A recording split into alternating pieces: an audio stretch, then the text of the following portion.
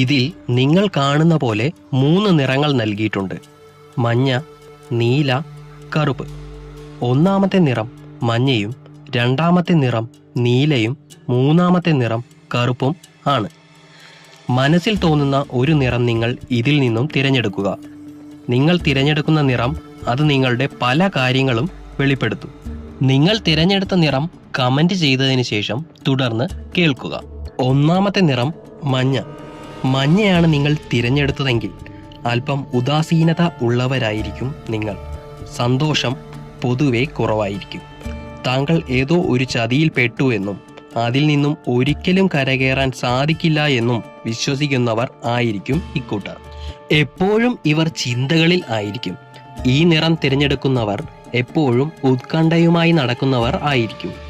ഇവർക്ക് പൊതുവേ ആത്മവിശ്വാസക്കുറവ് കാണപ്പെടുന്നു. ഈ നിറം തിരഞ്ഞെടുക്കുന്നവർ മറ്റുള്ളവർക്ക് പരോപകാരി ആയിരിക്കും.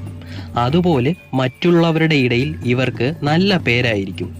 ഇനി നമുക്ക് രണ്ടാമത്തെ നിറമായ നീലയെക്കുറിച്ച് നോക്കാം. നിങ്ങൾ നീല നിറമാണ് തിരഞ്ഞെടുത്തതെങ്കിൽ ധാരാളം സ്വപ്നം കാണുന്ന, ആർഭാടമായ, സന്തോഷപ്രദമായ ജീവിതം നയിക്കുന്നവർ ആയിരിക്കും ഇക്കൂട്ടർ. വളരെയധികം റൊമാൻറ്റിക് ആയിരിക്കും ഇക്കൂട്ടർ.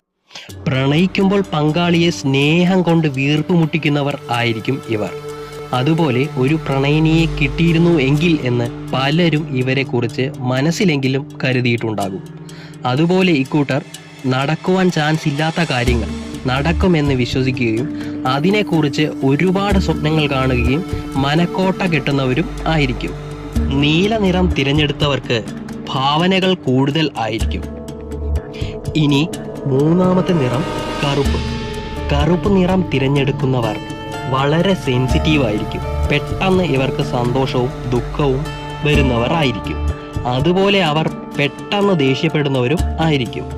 ദയയുള്ള, മൃദു സ്വഭാവമുള്ളവർ ആയിരിക്കും ഇക്കൂട്ടർ. അതുപോലെ തന്നെ ഈശ്വരവിശ്വാസികളും ആയിരിക്കും ഇവർ. ആരോടും പക മനസ്സിൽ സൂക്ഷിക്കാത്തവർ ആയിരിക്കും ഇവർ. വളരെയധികം സമാധാനപ്രിയരാണ് ഇവർ. ഇതൊക്കെയാണ് കറുപ്പ് നിറം തിരഞ്ഞെടുത്തവരുടെ പ്രത്യേകതകൾ. നിങ്ങളുടെ നിറം ഏതായിരുന്നുവെന്നും അതിൽ നിങ്ങൾക്ക് ഏതെല്ലാമാണ് കറക്റ്റായി ലഭിച്ചത് എന്നും കമന്റ് ചെയ്യാൻ മറക്കല്ലേ.